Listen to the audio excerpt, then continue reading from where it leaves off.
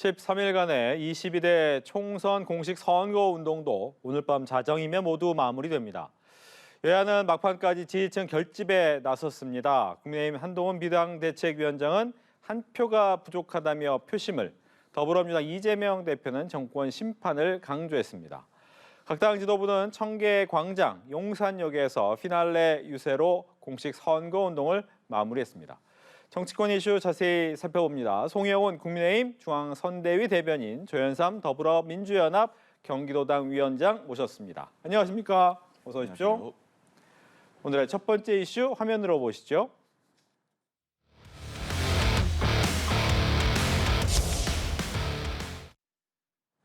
네, 국민의힘 이야기 먼저 합니다. 기회를 달라라고 했습니다. 한동훈 위원장 200석을 야당이 얻겠다 큰 소리 치는데 표가 부족하다 이렇게 얘기했어요. 예, 굉장히 지금 절박하게 호소를 드리고 있습니다. 그 공식 선거운동 기간에 한동훈 비대위원장의 동선 그리고 지원 유세지들을 보면요, 언론에서 이재명 대표하고 비교해서 통계를 낸 게 있던데 이재명 대표보다 방문한 지역이 훨씬 많습니다. 그러다 보니까 지금 한동훈 비대위원장이 좀 병이 난 상태거든요.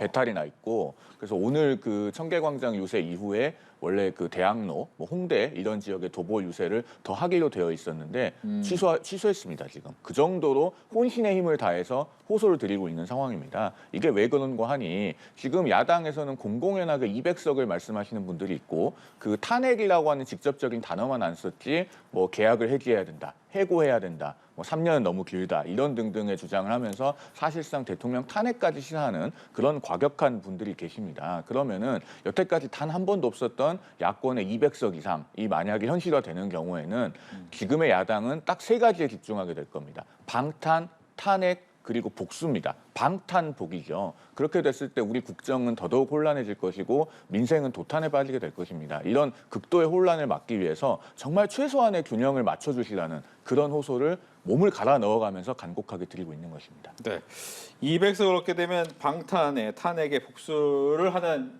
야당을 볼 것이다 라고 얘기를 했기 때문에 거기에 대한 얘기를 듣겠습니다. 200석을 주는 것도 국민의 마음, 민심이지 않겠습니까? 민심의 결과에 따라 만약에 탄핵이 필요한 상황이 오게 되면 탄핵을 할 수도 있겠죠. 근데 200석을 강조하는 거는 지금 한동훈 비대위원장이 너무나 초조한 나머지 이 부분을 너무 강조하는 것 같습니다. 국민이 만약에 200석을 주게 된다면 그것은 단순히 탄핵의 문제가 아닙니다. 윤석열 대통령이 지금까지 거부권을 9차례나 행사했습니다. 거부권을 막을 수 있는 숫자도 200석입니다. 거기에 대해서 국민들이 반응을 했다, 민심이 그쪽을 향하고 있다라고 볼 수도 있는 문제고요. 한동훈 위원장 입장에서는 200석을 계속 강조하면서 샤이 보수로 불리는 분들이라든가 아니면 탄핵에 대한 두려움을 느끼고 있는 중도층의 표심을 조금 확보하고자 이라는 말들을 계속해서 반복적으로 하는 것으로 보이는데요. 그렇다고 하더라도 이미 보수층은 상당 부분 결집되었을 가능성이 굉장히 높습니다. 중도층도 이미 선거를 불과 이제 하루 남겨놓지 않았겠습니까? 이미 사전투표도 굉장히 높은 투표를 보였었고요. 이미 중도층도 이미 결정을 한 상황이기 때문에 지금 200석을 강조하면서 보수층을 결집하는 효과는 글쎄요, 크게 영향이 미치지 않지 않을까 싶습니다. 결집이 조금 강력하진 않을 것 같다. 조금 전에 우리 조 위원장님께서 그 이미라고 하는 단어를 한 6, 7번 정도 쓰신 것 같은데, 그렇게 이미 선거를 다 이긴 것처럼 지금 민주당이 서신을 하고 있죠. 아주 오만하게 그 국민 눈높이에서 봤을 때는 도저히 자격이 있다고 할 수 없는 후보들, 예를 들면 뭐 양문석 후보라든가 김준혁 후보라든가 이런 분들 고수를 하면서 계속 선거 날까지만 버티겠다, 우리는 이미 선거를 다 이겼다, 이렇게 행동을 하고 있습니다. 그러면은 중도층, 무당층, 아직 결정을 못하신 분들이 보기에는 얼마나 오만해 보이겠습니까? 그렇게 해서 선거를 이길 수 있다고 생각하면 그건 대단한 오산이고요. 마지막 날에 국민들께서 정말 위대한 균형 감각을 발동해 주실 것이다. 저는 그렇게 답변 드리겠습니다. 예. 민주당 입장에서도 여전히 접전 지역이 꽤 많은 것으로 분류하고 있습니다. 당초 50석에 대해서 얘기를 많이들 하셨는데 아직까지도 30여 석의 경우에는 3% 이내의 초접전이 펼쳐지는 지역이 다수 있는 것으로 확인이 되고 있지 않겠습니까? 그렇다고 한다면 민주당이 지금 오만한 태도를 보인다는 게 아니라 제가 강조했던 부분은 이재명과 조국 심판론이라는 그러한 단일한 선거 구호만 가지고 너무나 안일하게 이번 총선을 치른 한동훈 비대위원장에 대해서 지적을 해드리고 싶었던 부분이고요. 200석을 강조하는 부분도 그 연장선이 아닌가 아닌가 싶습니다. 지금 당장 국민 앞에 민생이 도탄에 빠진 부분에 대해서 사과를 하고 앞으로 우리 정부 여당의 프리미엄을 가지고 어떠한 정책을 하겠다 이런 말씀들을 주로 하셨어야 되는데 이번 총선 선거 기간 중에 그런 모습 별로 보이지 않지 않았습니까? 그런 부분을 좀 지적해 드리고 싶었던 부분입니다. 네, 정권 심판론을 넘기에는 이조 심판론이 조금은 약했다. 이 부분 어떻습니까? 그런데 국민의힘이 지금 그 심판론만 말하고 있는 건 아니죠. 그 나경원 공동선대위원장, 안철수 선대위원장 이런 분들 어제 그제 기자회견을 통해서 저희가 반성한다, 정말 더 잘하겠다, 기회를 주시라 이렇게 간곡하게 호소를 드리고 있지 않겠습니까? 지금 이제 전반적인 총선 상황을 어떤 그 자동차에 좀 비유를 해보면요, 우리가 국정은 그 자동차를 운전하는 것과 비슷합니다. 그 어떤 목표점이 있고 그 민생이라는 목표점을 향해서 이제 운전을 해서 가는 것인데 지금 야당이 하겠다고 하는 거는요, 운전사가 마음에 안 드니까 시동을 꺼버리겠다. 또는 아예 차키를 뽑아서 밖으로 던져버리겠다라는 식의 과격함을 보이고 있습니다. 과거의 야당 같으면은요, 이 내비게이션 프로그램이 좀 문제가 있는 것 같다. 소프트웨어를 업데이트를 하자. 어떻게 하면 3D로 바꿀 거냐. 이런 걸 가지고 논쟁했습니다. 이번에는 아예 키를 뽑겠다는 거예요. 그래서 지금 국민의힘이 얘기하는 거는 그러면은 우리가 내비게이션 역할을 정확하게 제대로 하겠다. 전방에 어린이 보호구역이 있다. 급커브 구간이 있다. 이런 것들 정확하게 알려주고 안정적으로 운전을 할 수 있게 하겠다라는 걸 지금 뭐 나경원 선대위원장, 안철수 선대위원장 이런 분들께서 말씀을 하고 있는 겁니다. 앞으로 당에서 과거에 쓴소리 많이 하셨던 분들, 또 젊은 후보들, 새로운 후보들이 많이 당선이 되면 여당이 내비게이션 역할을 정확하게 잘 하게 될 것이고 국정이 안정될 것이다. 그런 말씀을 드립니다. 네, 즉 이제 레드카드 얘기 나오고 탄핵 얘기가 이름만 안 나왔지만 이제 강한 어조의 비판의 얘기가 나오니까 거기에 대해서 이제 약간의 불안감을 표하는 것 같긴 해요. 그렇기 때문에 지금 나경원 선대위원장이라든가 안철수 선대위원장이 지금에 이르러서야 윤석열 대통령에게 쓴소리를 하겠다. 그리고 반성하겠다. 이라는 말씀들을 하시고는 있는데 저는 너무 때늦은 감이 있지 않나 싶습니다. 지금 나경원 후보와 안철수 후보의 경우에는 과거 전대 과정에서 용산의 그런 압력을 굴복을 해서 사퇴했다. 이런 말들이 꽤 많았죠. 그리고 안철수 후보의 경우에도 친윤을 표방하지 않았겠습니까? 그런 분들이 이제 와서야 쓴소리를 하겠다고 하는 것에 대해서 과연 국민들이 그 진정성을 담보할 수 있을까, 믿을 수 있을까라는 생각이 들고요. 그렇다고 하더라도 지금 하신 말씀 꼭 실천했으면 좋겠습니다. 총선 이후에 하더라도 윤석열 대통령한테 꼭 쓴소리 하시는 그런 정치인이 되셨으면 좋겠습니다. 제가 30초만 말씀을 드리자면은 안철수 후보 같은 경우에는 최근에 그 의료개혁, 의정 갈등 이슈에 관해서도 여권 내에서 거의 가장 먼저 목소리를 높였고 그렇게 해서 대화의 필요성 그리고 또 어떤 중재할 수 있는 합리적인 안 이런 것들에 대해서 선제적으로 목소리를 높여왔습니다. 그리고 지금 아까 제가 말씀드린 뭐 나경원 전 의원이라든가 그 외에 또 수도권에 있는 많은 젊은 후보들 사실 당선되면은 여당에서 할 말은 할 수 있는 그런 정치인으로 많이 기대되는 분들이라는 말씀 덧붙여서 드립니다. 예, 마지막 이제 피날레 유세 장소도 굉장히 의미가 있을 텐데 여야 지도부, 특히 여당의 지도부는 청계광장이었어요. 서울이 그만큼 중요하다, 수도권이 중요하다 이겁니까? 그렇죠. 수도 서울에서 마무리를 하는 것이 정석이고 또 청계광장은 또 국민의힘으로서는 과거에 여러 가지 좋은 기억들이 있는 곳이고 뭐 청계천이라고 하는 어떤 그 행정의 성공적인 사례의 상징과도 같은 그런 그 의미가 있는 곳이고요. 그래서 청계광장에서 지금 마무리를 했고요. 이제 지금 한 1시간 50분 정도 남았나요? 이제 각 지역에서 후보들이 열심히 뛰고 있는데 특히나 당에서는 서울의 그 한강벨트에서 좀 선전을 해서 좋은 성적을 얻을 수 있기를 그렇게 기대를 하고 있습니다. 네, 마무리 청계광장에서의 피날레. 네, 그 국민의힘 입장에서는 서울 표심을 잡기 위한 전략이라고 볼 수 있고요. 그리고 덧붙여서 과거 이명박 대통령 시절에 그때 17대 총선에서 과반 153석을 얻었습니다. 그러한 기억을 되살리기 위한 그런 일종의 전략일 수도 있는데요. 그 당시에도 이명박 전 대통령의 경우에 굉장히 낮은 지지율을 보였습니다. 그럼에도 불구하고 정부 여당 입장에서는 과반 의석을 차지해서 일당이 되었었죠. 그 기억을 되살리는 차원에서 지지자들을 결집하는 그런 효과까지 기대하지 않았나 싶습니다. 네, 이렇게 해서 첫 번째 이슈까지 확인을 했습니다. 두 번째 이슈로 넘어가겠습니다.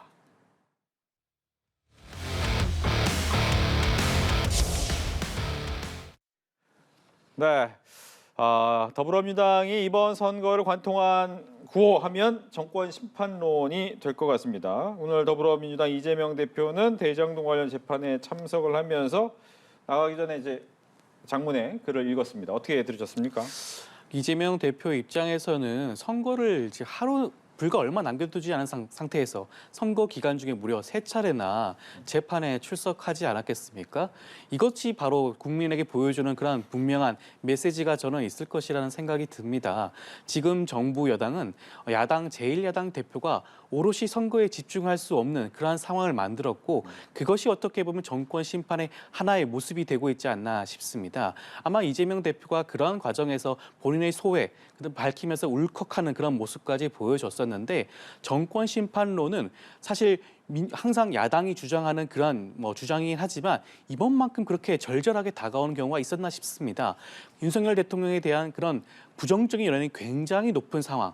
그리고 정권 심판론이라는 이러한 단일 구호만으로도 엄청 많은 분들의 지지를 얻을 수 있는 이런 상황 자체가 아마 여당 입장에서는 곱씹어 봐야 될 부분이 아닌가 싶고요. 그리고 정권 심판론은 사실 항상 통했던 전략은 아닙니다.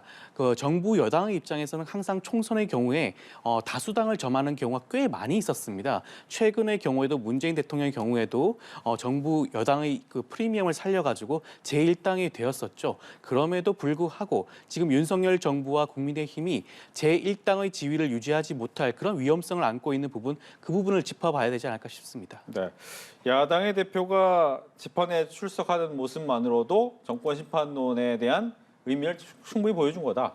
그 이재명 대표의 기자회견이요. 제가 오늘 보니까 네. 이재명 대표가 그동안 했던 수많은 기자회견들 중에서도 가장 절실해 보이긴 했습니다. 제 눈에도. 왜 그러냐면은 지금 이재명 대표는 만약에 이 총선 결과가 좋지 않으면은 본인의 사법 리스크가 훨씬 더 빨리 현실화될 수 있는 처지에 놓여 있죠. 그러다 보니까 특히나 또 장소도 법원 아니겠습니까? 법원에 출석하면서 이렇게 기자회견을 하니 정말 자기 자신을 위해서 그렇게 울컥해서 기자회견을 하는 것 같은 그런 느낌이 들어서 절박해 보이긴 했습니다. 지금 제가 말씀드린 이 부분이 바로 포인트인데요. 정권 심판론, 좋습니다. 역대로 어느 야당이 정권 심판론을 내걸지 않은 적이 있었겠습니까? 그런데 국민들께서 막상 윤석열 정부가 조금 미흡하다, 모자랐다라고 생각하면서 야당을 선택을 하려다가도 누가 누구를 심판하려고 하는 것인가를 보시게 된다는 점입니다.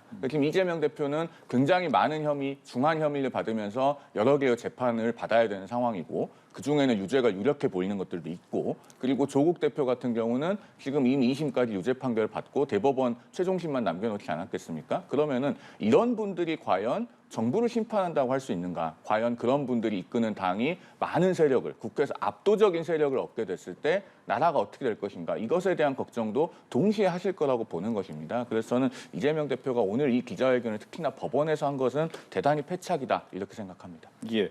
김부겸 상임 공동선대위원장 이런 얘기를 합니다. 민주당이 잘했다는 건 아니지만 정부 여당의 폭주에 회초리를 들어달라. 약간 이재명 대표와는 약간 느낌적으로 다른 부분이 있어요. 잘했다는 건 아니다라는 부분에서 이 부분 좀 어떻게 보시는지. 민주당 입장에서 김부겸 선대위원장이 할 수 있는 말씀을 하신 것 같습니다. 민주당 입장에서도 국민들에게 수권 대한정당으로서의 모습을 보여줬나, 지금까지 그런 모습이 과연 어느 정도였나 되짚어 보게 되면 사실 아쉬운 부분이 굉장히 많죠. 그럼에도 불구하고 이번 총선의 그런 의미에 대해서 강조를 하신 게 아닌가 싶습니다. 정권 심판론은 지금 시대적 사명에 이르지 않았나 싶습니다. 지금 김건희 여사의 명품백 수수 의혹과 이어서 이종섭 대사 소환 문제라든가 여러 가지 문제, 황상무 수석의 회칼 논란이라든가 거듭되는 그 윤석열 정권의 그런 실정에 대해서 국민들이 이 부분을 어느 정도로까지 받아들일 수 있는지 이것이 이번 총선에서 판가름 나게 되는 것이고요. 지금 일각에서 200석에 대한 얘기가 나오고 있긴 하지만 민주당은 목표가 150석 플러스 한 석입니다. 제1당이 되는 것을 목표로 하고 있는 것이지 지금 상황에서는 국민 앞에 겸손하게 다가가는 것이 우리 민주당 입장에서 목표가 아닌가 싶고 그렇게 해야지만이 제1당이 될 수 있는 가능성이 높아지지 않을까 싶습니다. 네, 결과적으로 일당을 만들어 달라. 글쎄요. 민주당 일당이 된다고 해서 과연 민생이 더 나아지고 나라가 안정이 되는지에 대해서 대단히 의문이 있습니다. 그러니까 계속 결국 같은 얘기입니다만은 민주당이 지금 무슨 윤석열 정부를 심판하고 그런다고 하는데 누가 누구를 심판하냐는 문제에 계속 부딪히는 겁니다. 더더군다나 지금 선거를 다 이긴 것처럼 오만하게 굴면서 철회를 해야 되는 후보들을 철회를 안 하고 있어요. 자, 우리 국회가 예를 들면 야권이 200석을 얻어서 양문석 후보, 김준혁 후보, 또 예를 들면은 정관 예우를 합리화하고 기정사실화하고 있는 조국혁신당의 박은정 후보 이런 분들로 국회가 채워졌을 때 과연 그 국회가 그러면은 민생을 위해서 일하겠습니까? 아니면 방탄을 위해서 자기 자신의 사익을 위해서 권력을 사유화하면서 일하겠습니까? 그 부분이 지금 이 선거에서 국민들께서 생각해 주셔야 되는 포인트다. 저는 그 말씀을 역시나 되풀이해서 드릴 수밖에 없습니다. 네. 이제 피날레 유세 부분도 해보죠. 더불어민주당의 지도부는 피날레 유세를 서울 용산역으로 잡았습니다. 첫날도 여기서 시작했죠? 이번 선거 기간의 시작과 끝을 용산역에서 진행을 하게 되었는데요. 그만큼 용산이 상징하는 의미가 있지 않겠습니까? 윤석열 대통령이 본인의 공약을 통해서 청와대를 용산으로 이전을 하였고 정권 심판론이라는 민주당의 주장, 선거 구호에 가장 부합하는 지역이 용산이라고 할 수 있죠. 덧붙여서 용산 지역의 경우에도 지금 지역구 선거조차도 굉장히 경합 지역으로 분류되고 있지 않겠습니까? 그 부분조차도 부각을 시키는 그러한 모습이 아니었나 싶습니다. 네, 어떻게 들으셨습니까? 그 민주당이요. 그러면은 앞으로 4년간 지금 이미 180석을 갖고 의회를 장악했습니다. 입법 권력을 4년간 압도적인 힘을 갖고 누렸어요. 4년간 민생을 위해서 무엇을 했는지에서 이번 선거 내내 하나도 말하지 못합니다. 그리고 민주당이 뭐 물가 얘기하고 대파 얘기하는데 민주당이 또다시 다수당이 됐을 때 그러면은 어떻게 물가를 안정시킬 수 있고 민생을 더 나아지게 할 수 있는지 아무런 대안을 이야기하지 않습니다. 오로지 정권 심판이라는 구호만 있습니다. 그러면은 어떤 그룹의 유권자들께는 그것이 굉장히 시원하게 들릴 수도 있고 뭐 설득력 있게 들릴 수도 있을 겁니다. 그런데 선거는 순간의 만족을 위해서만 투표하는 것이 아니고 결국은 다음 4년의 우리의 삶을 결정하는 것이죠. 그런 점에서 아무런 대안도 준비되어 있지 않고 이렇게 심판만 외치는 민주당이 또다시 뭐 180석 이상 심지어는 200석이 넘어가는 그런 압도적인 힘을 가져서 우리 국회의 균형이 완전히 깨졌을 때 그 부작용은 4년 동안 굉장히 크게 나타날 것이다. 제가 앞서도 말씀드렸듯이 결국에는 방탄복, 방탄, 탄핵, 복수 이 세 가지에만 몰두하게 될 것이라는 말씀 다시 한번 드립니다. 네, 그럼 이렇게 질문을 드릴게요. 앞서 이야기를 해주셨지만 이미 지난 총선에서 180석이라는 예상치 못했던 큰 의석을 얻었던 민주당이 일당이었다, 결과적으로. 일당이었던 동안 한 게 없기 때문에 결과적으로 지금 또 정권 심판론으로 200석 가까이 얻는다고 해도 변화가 과연 있겠느냐라는 질문인 거죠. 지난 21대 총선 이후에 21대 국회에서 과연 민주당이 무엇을 했냐라고 지적을 하게 되면 글쎄요, 저는 왜 그런 질문을 하시는지 의도를 알 수가 없는데 지난 4년 동안 우리나라는 국격이 굉장히 높았습니다. 경제 지표도 굉장히 좋았었고요. 그리고 문재인 대통령의 경우에는 재임 시에는 북한과의 관계도 굉장히 우호적이었죠. 여러 가지 측면에서 굉장히 잘 수행했던 4년이라고 할 수 있는데 이것에 대해서 180석을 가지고 무엇을 했냐? 글쎄 못한 게 분명히 있죠. 검찰개혁 제대로 완수하지 못했습니다. 그 부분에 대해서 굉장히 아쉬워하는 지지자들 굉장히 많으시죠. 그렇다고 한다면 180석을 가지고 검찰개혁을 못한 부분은 죄송하다는 말씀을 분명히 드리는 것이고요. 이번에도 다시 한번 다수당이 되고 제1당이 된다고 하면 그때 해결하지 못한 많은 문제들을 해결할 수 있다. 그러한 의지를 강하게 가지고 있고 그러한 모습이기 때문에 국민들이 민주당을 지지하고 꽤 높은 사전투표율도 보이지 않겠습니까? 본투표율도 봐야겠지만 그만큼 많은 국민들이 호응하고 있는 게 아닌가 싶습니다. 반론 듣겠습니다. 북한과의 관계가 좋았다고 하시는데 사실은 문재인 정부에서는 북한에 대한 굴종으로 일관했죠. 그렇기 때문에 민주당이 지난번 국회에서 180석을 가지고도 북한에 굴종하는 문재인 정부 하에서 우리 남북연락사무소 폭파당하지 않았습니까? 그랬을 때 국회가 무슨 규탄 결의안 하나 통과시킨 게 있습니까? 그런 정도로 북한에 굴종하는 문재인 정부의 정책을 국회가 그냥 뒷받침하고 묵인하고 방조하다시피 했죠. 그러니까 서해 공무원 피격 사건 있을 때도 정권이 바뀌기 전까지는 그게 제대로 진상규명도 안 되지 않았습니까? 그래서 제가 봤을 때는 북한 얘기를 말씀하시는 것은 민주당이 오히려 4년 동안 이 180석이라는 힘을 엉뚱한 곳에 남용했다는 사례로 볼 수 있을 것 같고요. 하나만 더 말씀드리면 지금 문재인 전 대통령이 최근에 선거운동에 등판을 하셨던데 수도권에 와서는 선거운동을 전혀 못하시죠. 왜 못하느냐. 수도권에 오는 순간 문재인 정부에서 실패했던 그 부동산 정책, 폭등했던 아파트 값을 상기시키기 때문에 수도권에 와서는 선거운동 자체를 못하는 겁니다. 이것도 민주당이 2020년 5월부터는 180석을 가지고 있었는데 정권이 바뀌기 전까지 집값 안정을 위해서 아무것도 못했습니다. 서울 아파트 값은 정부가 바뀌고 윤석열 정부에 들어와서 안정되기 시작했죠. 그런 말씀 드립니다. 짧은 반론 듣습니다.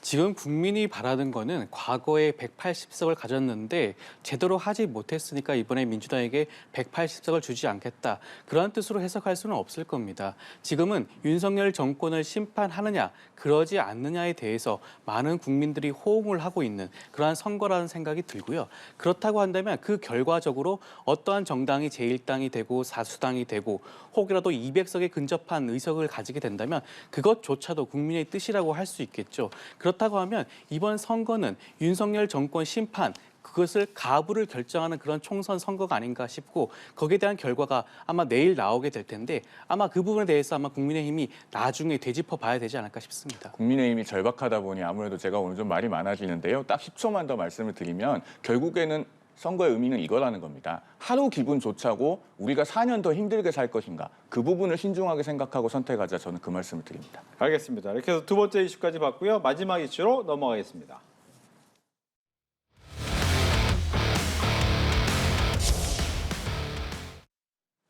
네, 이제 선거운동 시간은 몇 시간 남지 않았고 내일 새벽 6시부터는 이제 투표가 시작이 됩니다. 그 투표의 결과가 나오게 될 텐데 이 관전 포인트를 좀 짚어보는 시간을 잡았습니다. 먼저 핵심 승부처 이른바 벨트로 묶여있는 지역이 있습니다. 한강벨트, 낙동강벨트 이 두 군데가 일단은 관전 포인트로 보이고 있는데 한강벨트를 좀 어떻게 예상하시는지 먼저 이번엔 민주당부터 할까요? 민주당의 한강벨트 예상.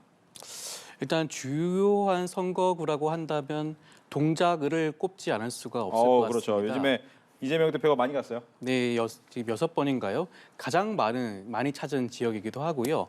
지금 나경원 후보의 경우에는 사실 그 강남 3구를 제외하고 국민의힘이 지킬 수 있는 주요한 선거구 중에 하나입니다. 이번에 5선에 도전하고 있는 후보이기도 하고요. 어떻게 보면 유력한 대선 주자급 후보라고도 할 수 있죠. 그럼에도 불구하고 지금 현재 초접전 양상을 보여주고 있고 이재명 대표가 그렇기 때문에 6차례에 걸쳐가지고 이 지역을 방문해서 지지 응원 유세를 펼치고 있는 것이고요. 이 결과에 따라서 국민의힘이 서울 지역에서 어떻게 보면 완패를 하느냐 그렇지 않느냐를 가름할 수 있는 그러한 지역이 아닌가 싶습니다. 그리고 덧붙여서 용산도 한번 살펴봐야 되지 않을까 싶은데요.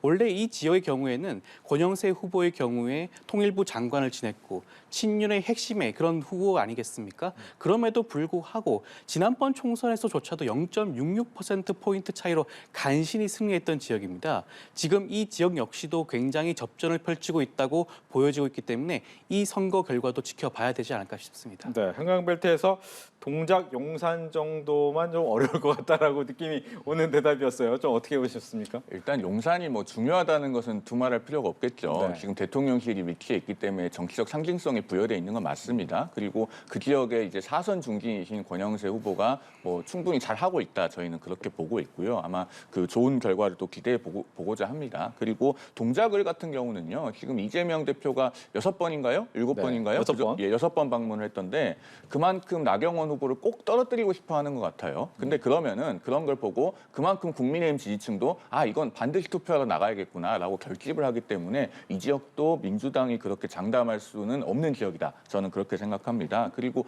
이제 이 한강벨트에서요. 그 젊고 좀 그 유능한 후보, 신선한 후보들이 꼭 좀 당선이 돼서 국회에 들어왔으면 하는 지역들이 있습니다. 예를 들면은 양천갑의 구자룡 비대위원이라든가 또 광진갑의 김병민 전 비대위원이라든가 이런 분들은 국회에 들어오면은 여당 내에서 또 충분히 할 말은 하고 쓴소리를 할 수 있는 그런 젊은 정치인들이기 때문에 좀 좋은 결과를 좀 바라는 마음이 있고요. 그 다음에 그 영등포 갑을 지금 이 지역도 굉장히 핫한 지역 아니겠습니까?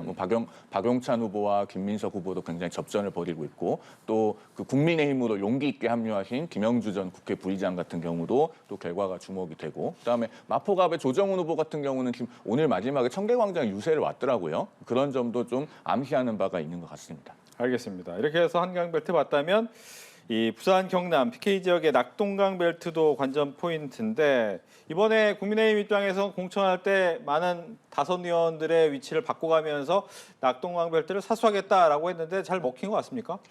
결과는 좀 끝까지 지켜봐야 될 것 같습니다. 왜냐하면 워낙에 지금 낙동강 벨트가 초접전 상황으로 접어들고 있어서 뭐 결과는 저희가 예단을 하기는 어렵고 더더군다나 유권자들 10분 중에서 3분은 이미 사전 투표를 하셔서 투표함에 들어가 있습니다. 그러면 그것은 이제 저희의 예측의 영역이 아니고 결국 개표에 의한 확인의 영역일 거기 때문에 또 섣불리 앞서 나가는 어떤 예측을 하는 것이 좀 뭐라 그럴까요? 예의가 아닌 측면도 있다. 그런 생각이 들고요.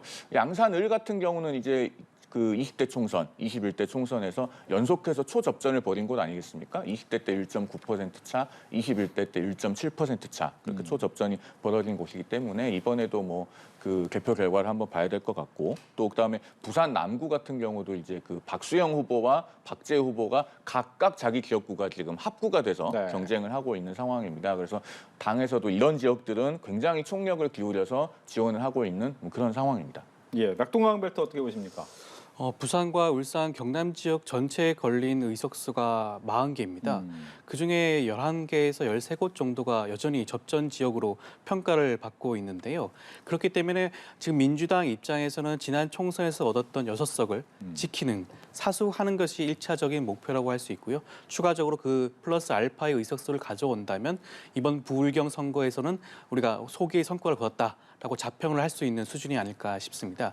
지금 국민의힘에서는 기존 현역 의원들을 어떻게 보면 뭐 일명 돌려막기 형식으로 차출해서 지금 김두관 후보라든가 아니면 전재수 후보를 상대로 접전을 펼치고 있는 것으로 보여지는데요. 끝까지 선거 긴장의 끈을 놓칠 수는 없겠지만 지금 김두관 후보와 전재수 후보의 경우에는 그 지역에서 미치고 있는 그러한 지역 국민들의 지지세가 상당한 수준이기 때문에 접전을 펼치고 있다고 하더라도 결과적으로 소기의 성과를 거둘 수 있지 않을까 싶습니다. 네. 이제 이렇게 뭐 날선 선거전이 있는가 하면 뭐 댄스 챌린지나 보디 프로필을 찍거나 스쿠터 열쇠하는 등 다양한 또 좀 소프트한 유세도 있더라고요. 어떻게 보셨습니까? 뭐 잠시 주목을 끌 수는 있을 것 같아요. 네. 그 인지도를 제고하는 데는 뭐 효과가 있을 수 있을 것 같고 지금 이제 이 선거에 출마가 되어 있는 후보는 아니기 때문에 제가 뭐 좀 소개를 해드리면은 이제 예비 후보 단계에서 용인을의 그 홍정석 예비 후보가 그 푸바오 탈을 쓰고 선거운동했었죠. 네. 그래서 굉장히 단기간에 인지도를 많이 올렸던 그런 사례도 있습니다. 그런데 뭐 이색 선거운동도 좋습니다만 이게 또 어떤 그 겉으로 보여지는 것만 갖고 유권자들께서 판단을 하시는 건 아니지 않겠습니까? 예를 들면 뭐 공보물 표지가 대단히 이색적인데 그 뭐 뚜껑을 열어봤더니 공약이 대단히 부실하다든가 혹은 뭐 첫 페이지에 전과가 나와 있는데 전과가 이상한 게 있다든가 그러면은 오히려 유권자들에게 좋지 않게 각인이 되고 표를 잃게 되는 그런 효과가 있지 않을까 하는 생각도 듭니다. 네. 이번 총선의 특징 중에 하나가 후보자가 보이지 않는 선거가 아닌가 싶습니다. 선거 운동 기간 중에 어떻게 보면 언론들조차도 이재명 대표와 지금 한동훈 비대위원장이 입만 바라보고 있지 않겠습니까? 지금 정권 심판론 그리고 2조 심판론이라는 두 심판론의 거대한 선거 구애에 묻혀 있는 경향이 있는데 그럼에도 불구하고 이런 이색적인 활동을 통해서 후보자의 이름을 알릴 수 있는 소중한 기회가 될 수 있고요. 그를 통해서 그 각 후보자의 정책과 비전을 살펴볼 수 있는 좋은 기회가 되지 않았나 싶습니다. 예.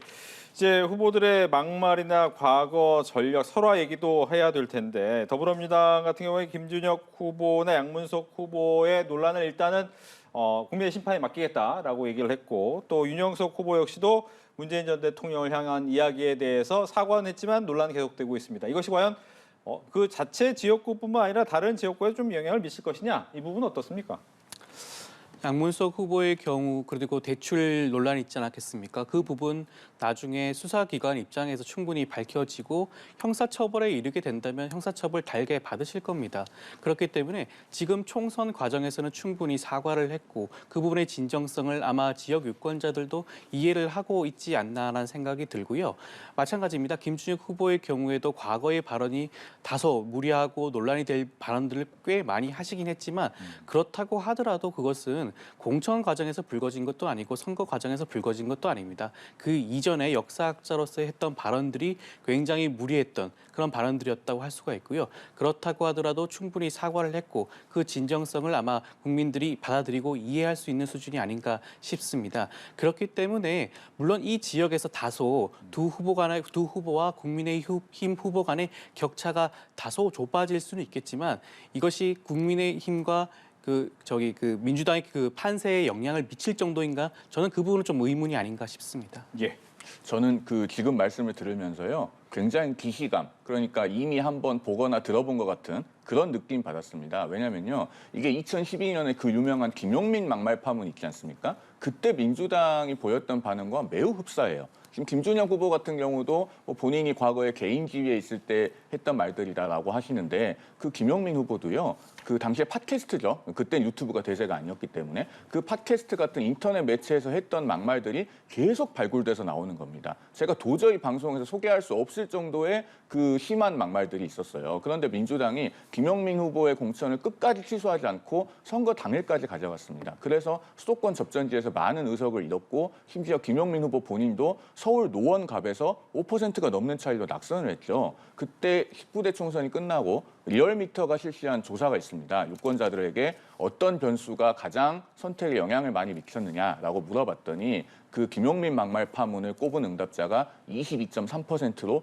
1위였습니다. 그러니까 유권자들은요, 이 이슈와 논란 자체도 보십니다만 양문석 후보나 김준혁 후보 같은 무자격 후보, 결격 후보들을 민주당이 계속 안고 가면서 선거를 다 이긴 듯이 오만하게 구는 그 태도를 더 눈여겨보십니다. 지금 민주당은요, 이영선 후보 공천 취소했을 때 이미 드러났는데 이재명 대표 한 사람에게 징계권이 다 위임돼 있어요. 그러면은 이재명 대표가 비상징계해서 지금 오늘 밤에라도 밤 12시 되기 전에 이분들 제명하면은 후보 자격을 잃게 됩니다. 왜 안 하는지 묻지 않을 수 없습니다.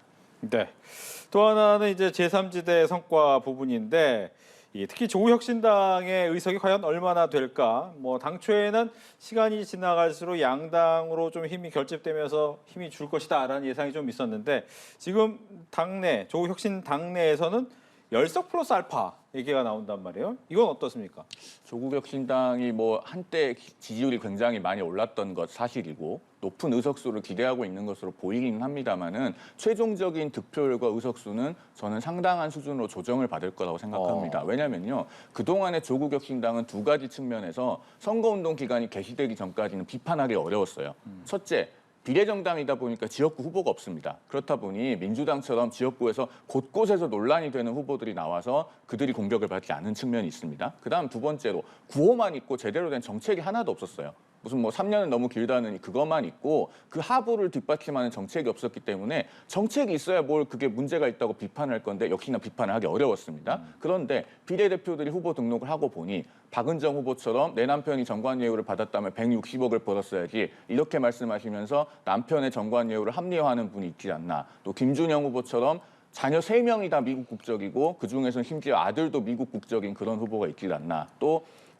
그대가 조국이라는 영화의 그 입장 관객 수를 조작한 혐의로 검찰에 기소 의견으로 송치된 정상균 후보 같은 후보가 있질 않나. 그러니까 비례 후보들의 약점이 다 드러나고 있습니다. 그다음에 정책을 발표했는데요. 무슨 그 사회연대 임금제인가요? 그거를 발표를 했는데 이게 스웨덴에서도 사실은 폐기된 정책 아니겠습니까? 더더군다나 대기업 근로자의 임금을 깎아서 중소기업 근로자하고 균형을 맞추겠다니 이게 얼마나 말이 안 되는 발상입니까? 그래서 저는 조국혁신당을 지지하는 유권자들께서 물론 변화를 원하시는데 그분들이 바라던 변화가 이렇게 전관예우를 옹호하고 대기업 근로자 임금을 깎아서 균형을 맞추고 이런 변화는 아닐 것이다라고 생각해서 조정을 받을 것이다 이렇게 보는 것입니다. 네. 열석 플러스는 알파는 아닐 것이다.